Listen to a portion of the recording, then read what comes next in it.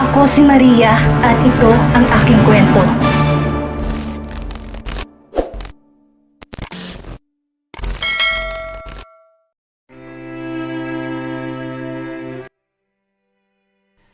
Part 62, Ira.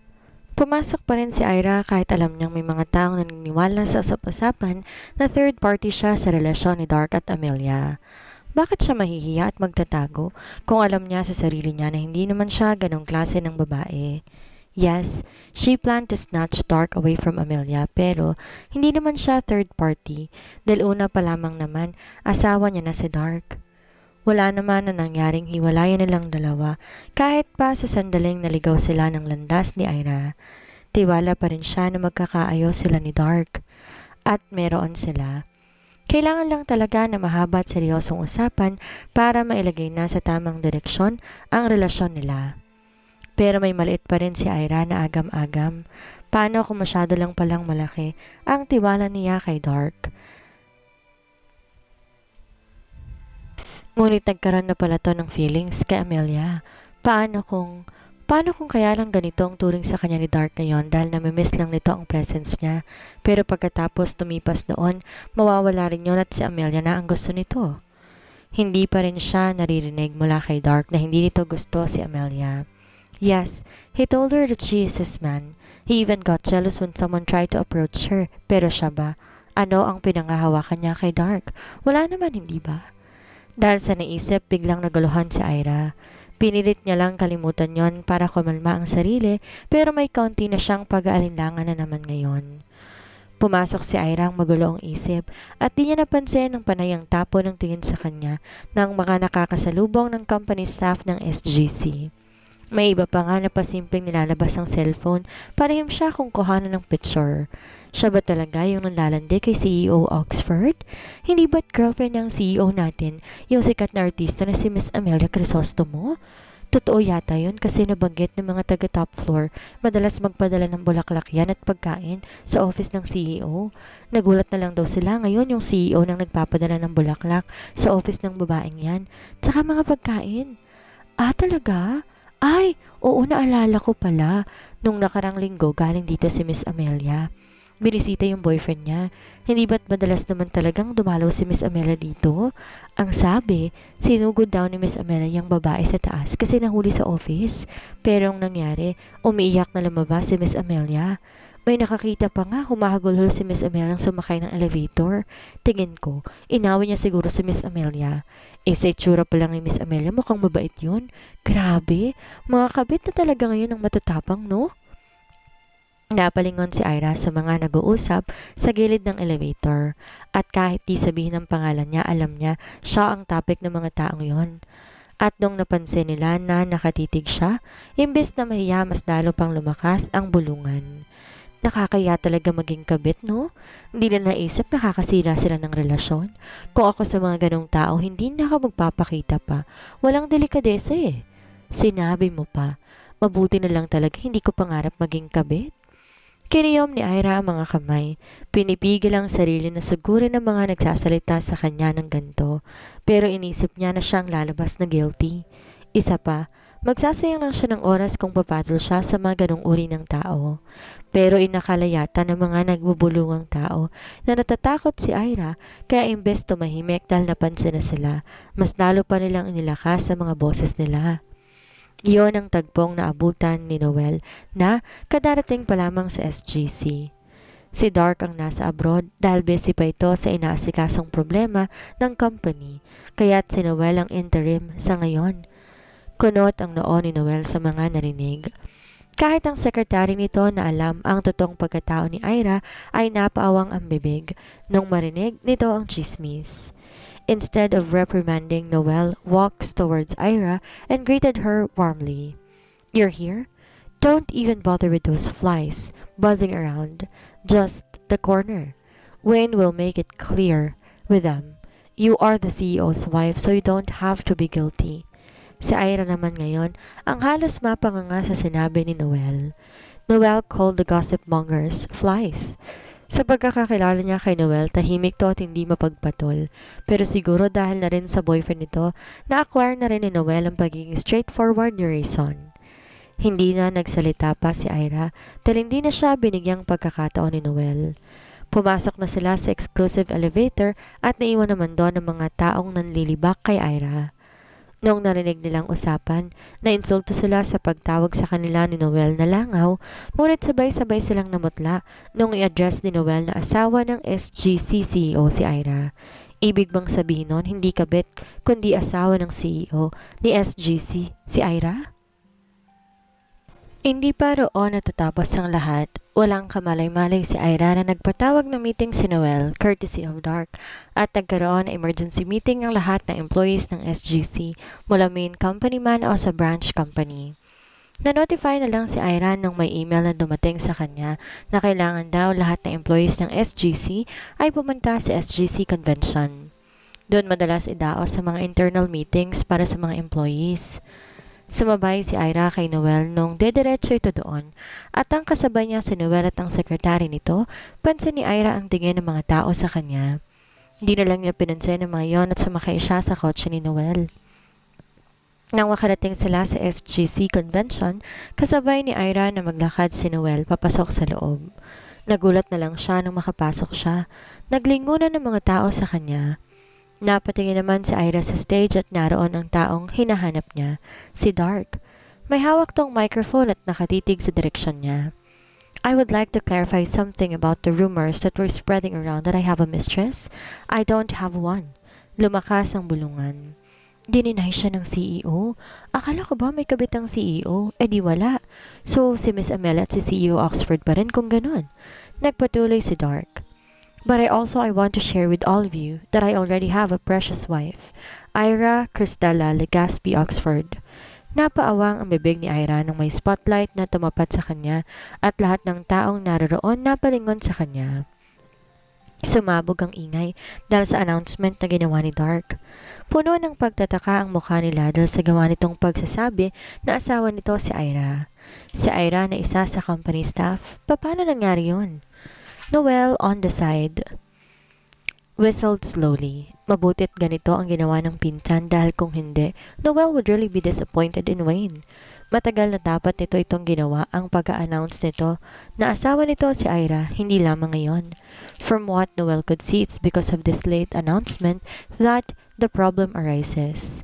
Kung una pa lang sana ginawa ng public ni Wayne na ikinasalto kay Ira, walang Hailey Alexia, at mas lalong walang Amelia Crisostomo dapat. But what could he do? He is just a bystander. Even if he really wanted to advise his cousin, at the end of the day, it's Wayne's decision what he will choose, right? Now, Noel is happy to see that Wayne and Ira will have an ending that they really deserve. Binalik pa niyang muli ang tingin sa pinsan na nasa stage pa rin. Pinalakpak niya ang dalawang kamay na nagparingon sa mga taong nakapalibot din sa kanya. Ginaya si Noel ng mga tao sa paligid kahit na may pagtataka sa mga mukha nila. Samantala, hindi malaman ni Ira kung paanong iaakto lalo't lahat ng tingin ng tao nasa kanya. Teka, paano kung tumakbo kaya siya? May oras pa ba siya? Napakurap ang mga mata niya nung nakita niyang bumaba ng stage si Dark at parang naglalakad na papunta sa kanya. Teka, papunta nga sa kanya. Napaatras si Ira at nakita niya ni Dark kaya pinigil siya nito gamit ang mic na hawak pa rin ito sa bibig. Don't run, wife. Just stay there. Naparunok si Ira at kumurap-kurap ang mga mata. Kanina iniisip niya kung mahal pa ba siya ni Dark pero ngayon wala na yatang alinlangan yon dahil sa ginawa nito. He announced that he's married to her. Hindi kaya makatanggap si Dark ng backlash dahil sa ginawa nitong announcement? Pero kinapa ni Ira ang puso. May munting saya siyang nakapa dahil hindi tulad ng dati na takot siyang ipagsabi na asawa siya ni Dark dahil hindi siya sigurado kung mahal siya ng lalaki at natatakot mauwi lang si hiwalay ng lahat. Ngayon, gustong gusto niya na ipagsigawan na asawa niya ito. Nakalapit nga si Dark kay Ira at nilahad ni Dark ang kamay sa kanya. Napatitig si Ira sa kamay ni Dark at walang pag-aalinlangan na ipinatong niya ang kamay doon. Finally, bulong ni Dark, ngunit narinig ng mga tao dahil malapit pa rin ang microphone sa bibig ni Dark. Hinatak ni Dark sa Ira at niyakap niyang mahigpit. Nakita yon ng lahat ng empleyado ng SGC at kahit naguguluhan ng iba lalo na ang mga tao mula sa branch office pumalakpak sila. Ang mga taga main office naman naguguluhan man dahil engaged ang CEO nila sa Amelia Crisostomo pero may asawa pala ito. Tinago na lang nila ang katanungan sa utak nila at nakisali sa palakpakang nagaganap. Nabura sa lahat ng internet site ang balita na may third party sa relasyon ni Amelia at Dark. Maging ang balita na may relasyon ang dalawa ay nawala din. Kapag sinubukan i-search, Arrow 404 ang lumalabas. Nag-release din ng statement ang management ni Amelia na gimmick lang daw ang balitang yon at close friend lang ng babae ang CEO ng SJC na si Dark. Nilabas din ang balita na may asawa na talaga si Dark Wayne Oxford, ang CEO, ngunit sobrang low-key lang daw ang asawa nito. Dahil dito, sinugod ng fans ni Amelia ang fanpage nito sa Facebook, Instagram, X at maging iba pang social media sites dahil nagtatanong sila kung ano ang nangyari. Naniniwala ang mga fans na sinungaling lang ang mga entertainment news na nakikita nila at gusto nilang ipagpilitan na ikakasal pa rin si Amelia sa CEO nitong boyfriend. May ilan ding iniisip na inape si Amelia at ang asawa ni Dark ay pangit siguro kaya naghahanap ng iba. Naniniwala sila na biktima si Amelia at pagkatapos makuha ng CEO ang gusto nito kay Amelia, biglang inanunsyo na may asawa ito. Iniisip nila, kinawawa si Amelia ng sobra kaya iba ring fan sumugod sa internet site para mag-iwan ng negative comments. Mabuti na lang at ang trabaho ni Dark ay hindi nakadugtong sa entertainment business kaya hindi gaanong pinagtuunan ng pansin ang ginawang iyon ng fans ni Amelia. But some extreme fans went overboard. Hinanap ang ilang picture na nakuhanan kasama ni Dark ang ibang babae maliban kay Amelia. Sa baluktot na isip nila, kailangan nilang parusahan ang taong nang ape sa idol na tinitingala nila. May ilang fans na nakapag-save ng picture ni Ira at dahil doon, may ilang fans na hinahanap si Ira para parusahan. Nanatiling tikom ang bibig ni Amelia sa mga pangyayaring ito at walang sinagot ng mga messages ng fans. Entertainment news networks, kahit ang interview ng mga tao, hindi rin nakakakuha ng tugon mula kay Amelia. Kahit ang manager, di rin makapagbigay ng sagot dahil hindi nito makita si Amelia. Because Amelia is kidnapped by Caleb. Let me go. Hanggang kailan mo ko itatago? You know that this is illegal. You're really a monster. Ilang beses mong kailangan sirain ang buhay ko. Your family killed my whole family. You betrayed me and killed my baby and now you're ruining my life once again. Ano? Gusto mo ba akong patayin katulad ng pagpatay ng pamilya mo sa pamilya ko? Hayop ka talaga. Caleb Daniel Nolan Legaspi. I hate you so much. Blanco ang mukha ni Caleb na lumakad kay Amelia nang iyo'y nakatali ang buong katawan sa upuan. Hinaplos ni Caleb ang pisngi ni Amelia ngunit iniwas ni Amelia ang mukha at masamang tingin ang itinapon kay Caleb. Bumuntong hininga si Caleb. You will stay here until I make sure you're safe, Amelia. You cannot leave, not now that I have you again. Tumulo ang luha sa mga mata ni Amelia nang marinig ang boses ni Caleb. Galit ang pumupuno sa dibdib nito ngayon, ngunit hindi nito maitatangging tumitibok pa rin ang puso nito para sa lalaking may hawak dito ngayon. At nandidiri at namumuhi si Amelia sa sarili dahil traidor ang puso nito. Gustuhin mang kumawala ni Amelia, hindi niya magawa. She was held captive by no other than Caleb. Isa na rin naman kasi siyang bobot kalahati. So sugod-sugod siya sa property ni Caleb nang hindi nag-iisip. She thought that she could make him fall to his weakness, that he could beg for her to just kill him. Delusion is sweet but reality is cruel. Kung dati malakas na si Caleb, ngayon mas bihasa na to sa self-defense na agad nitong nadisarmahan si Amelia na sumugod sa lungga nito. After her confrontation with that so-called wife of Dark, Amelia was so angry that she couldn't swallow her breath. Sobrang galit ang nararamdaman niya, lalo't nakita niya ang buhay na patunay na niloko siya ni Caleb. That daughter of his should die instead of her baby.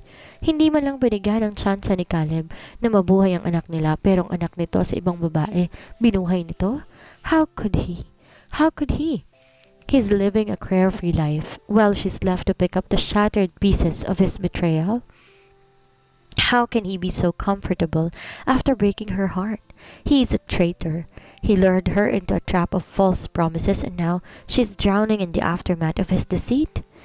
Nang makita niya ang batang yon, nakita niya ang anino ni Caleb doon. Sa totoo lang, nakaramdam siya ng kung ano nang makita ang batang yon. She wants to get close to her. Pero nung ma-realize niyang anak to ni Caleb, bumugso ang galit sa sistema niya. Parang buhay ito. Sana ito na lang ang namatay. Sana hindi pala siya nagdalawang isip dati at hindi na hinayaang tamaan ng konsensya ang utak niya, kaya binalik niya ito kay Caleb.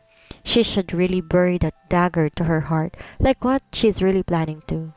That daughter of Caleb is the living reminder that she lost her child and she should be gone. Sa galit ni Amelia, wala na siyang panahon na mag-isip pa. Sinugod niyang mag-isa ang bahay ni Caleb na alam niyang madalas itong pagtaguan. Dala ang pistol na may nakakabit na silencer, tahimik at maingat na tinungo ni Amelia ang bahay ni Caleb. She knew her way to this house because she lived here for some time. Hindi niya pa rin nalilimot ang mga pasikot-sikot nito at kahit nakapikit siya, alam niya ang bawat sulok ng malaking bahay na ito. Nilibot ni Amelia ang buong kabahayan at nakita niya si Caleb na nasa study area nito. Busy ito sa pagbabasa at alam ni Amelia na preoccupied ito. She used stealth move as much as possible. She did not make a sound while she slowly walking towards him. Nang malapit na siya, mahigpit niyang hinawakan ng baril at tinutok yon sa ulo ni Caleb. Nagtaka si Amelia nang di man lang niya naramdaman ang pagkabigla ni Caleb nang dumapat sa anit ng ulo nito ang dulo ng pistol na hawak. "You're really here," bulong nito. Pagkatapos sabihin yon, mabilis na itinaas ni Caleb ang kamay nito. Hinawakan ng kamay niyang may hawak ng baril at tinatak patungo sa direksyon nito kahit na nakatalikod pa to sa kanya at hindi siya nakikita. Dahil sa pagkabigla, nagpatangay si Amelia patungo dito. Mabilis naman na umikot si Caleb at niyakap si Amelia nang mabubuwal ang babae. Amelia, wanting to be freed from him, struggled to get away from Caleb, but Caleb's hands were like made of steel. Halos masaktan si Amelia sa higpit ng pagkakahawak ni Caleb sa kanya. Hindi niya napaghandaan nung pindutin ni Caleb ang likod ng leeg niya at pagkatapos nun, unti-unting nawala ng malay si Amelia. Ngunit bago yun, pagkamuhi ang nababanaag sa mga mata niya habang matiim at diretso ang tingin niya sa mga mata nito. "I hate you so much." Nagising na lang si Amelia na nakatali na sa isang upuan. Nang libuti niya ang paningin kung nasan siya ngayon, napansin niya na nasa loob siya ng isang malaking bedroom. This is Caleb's room. Bakit siya napunta rito? Pinilit na mag-isip ni Amelia at sa kanya naalala na sinugod niya nga pala si Caleb sa mismong bahay nito nang walang plano. Hindi niya iniisip kung anong mangyayari sa kanya kung siya nga ba ang mahuhuli ni Caleb. At iyon ang nangyari dahil nahuli siya nito at kasalukuyan na nakatali sa upuan. How could she get away from him? Sinubukan ng kalaga ni Amelia ang sarili, ngunit mahigpit ang pagkakatali ng buong katawan niya sa silya. Kahit na simpleng pagkilos, hirap na hirap siya at dumidiin ang makapal na ikot ng lubid sa kanya. "Caleb, let me go. You bastard! Let me out!" Bumukas ang pinto at mula doon, pumasok na ang taong sobrang kinamumuhian ni Amelia sa buong buhay niya. Si Caleb. Sumikdo ang puso ni Amelia nung lumapat ang mga mata niya kay Caleb. Mas naging prominente ang katawan nito na dati hindi ganoon katindig. Now, Caleb could easily crush her if he wants. Lumaki ang katawan nito at mas naging gwapo pa lalo't suot nito ang salamin sa mga mata na isa sa nagustuhan ni Amelia dito dati. At galit na galit si Amelia sa sarili ngayon dahil ang sandaling pagtigil ng pagtibok ng puso niya ay unti-unti na bumilis habang nakadapo pa ang mga mata sa lalaking to. There, she knows she hates him so much. She could stop her from beating her Caleb. "Galit na galit ako sa'yo. Galit ako sa'yo, Caleb. Namumuhi ako sa'yo. I hate you so much." Tiningalahan ni Amelia ang ulo at ibinika iyon sa papalapit na si Caleb sa kanya. Bumuntong hininga si Caleb at lumapit sa kanya. "And I hate you too for never trusting me, Amelia. You may love me but you never trusted me." Hilam ang mga luha na nagsalita siya. "Paano kita pagkakatiwalaan kung una pa lang niloko mo na ako? Masaya ba na paglaruan mo ako sa mga palad mo, Caleb? Masaya ba na tulad ng pamilya mo, sinira mo na ang buhay ko? You even killed an innocent child. Dahil ba anak ko siya, kahit anak mo, pinatay mo siya? Wala kang puso. Dumaan ang sakit sa mga mata ni Caleb nang marinig iyon galing kay Amelia, ngunit agad nitong tinakpan ang emosyon na iyon. Sa halip, hinawakan nito ang baba ni Amelia para magkatitigan silang dalawa. What if I tell you that the one who killed our baby was the people you put your trust to? Realeza and La Sombra? Does that name ring a bell, Amelia Willow? That organization killed our child. Umiling-iling si Amelia. Halos manlabo na ang tingin kay Caleb dahil bumubuhos pa rin ang hindi maampat na luha. Sinungaling ka. Sinungaling ka. I'm telling the truth, Amelia. Hindi ko pinatay ang anak natin. Napapikit si Amelia sa huling sinabi ni Caleb at parang may tumarak na punyal sa puso niya. Sa isipin na ang mga taong nakapaligid sa kanya ay niloko at ginamit siya. Her baby. They killed her baby?